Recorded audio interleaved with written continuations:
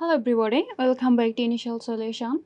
In this video tutorial, I will show you how to add Instagram link to Facebook.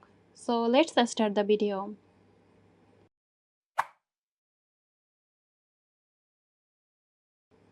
Open the Facebook app on your mobile device. Go to the menu bar.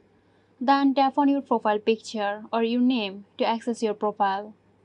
Tap on the Edit Profile button under your profile picture. Scroll down to the section labeled Links. Tap on Add next to Links. Tap on Add Social Link. Select Instagram from the list of platforms. Enter your Instagram username here. Now tap Save or Done to add the Instagram link to your Facebook profile. So that's it. If you found this tutorial helpful, give us a like and subscribe to our channel for more helpful tutorials. This video is sponsored by Girosoft. Girosoft offers graphic design, UI UX design, digital marketing and web development.